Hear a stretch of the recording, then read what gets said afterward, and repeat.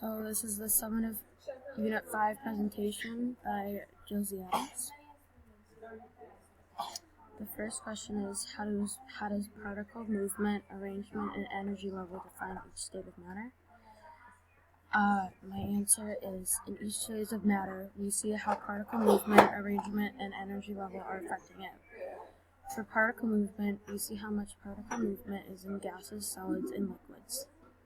Also, we can see how much the solids have rearranged themselves when thermal energy level goes up and becomes a liquid, and even more so when the liquid gets more thermal energy and becomes a gas. And finally, we see how much energy level is in each phase of the substances. The solids barely have any in them because they have nowhere to go and all attract each other. Their particles also don't like to take shape of their space when liquids have a little more space to move because they don't attract each other as much, and they'll try to take shape of the container that it's in. And then the gases have the most space because some of it has evaporated, causing there to be more space for it to move around. The gases have so much more space to move around, and because the particles take up the space all around it. Second question is, how can one state of matter transform into another? My answer to that question is, solids, liquids, and gases can all transform from one state to another just by adding or taking away energy. For example, a solid such as an ice cube have patterns in it. Also, its atoms like to stay close together, but this object can transform into water just by adding energy to it. Like if you were to let it sit on the counter all day and let it melt. Therefore, you would have to add even more energy for a liquid to become a gas. To do that, you would let the water evaporate.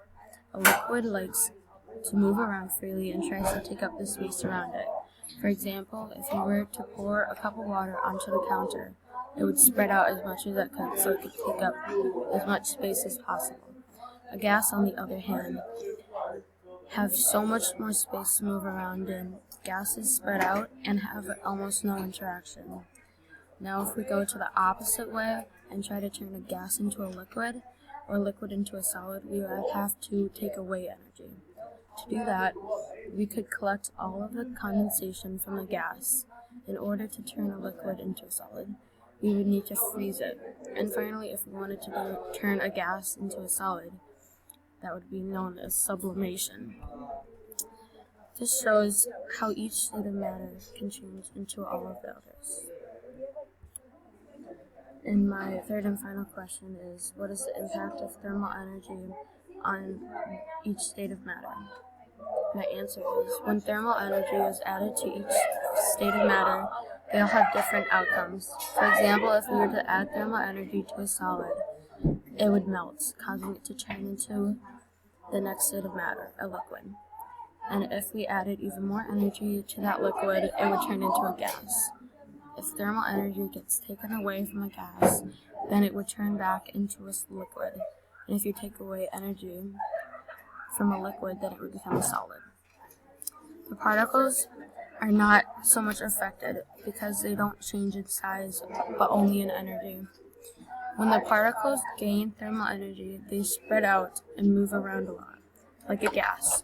This is known as thermal expansion. But when particles lose thermal expansion, when particles slowed down, this means that they compact into a solid. This is known as thermal energy loss. This is what happens when each thermal energy is added and lost to each state of matter.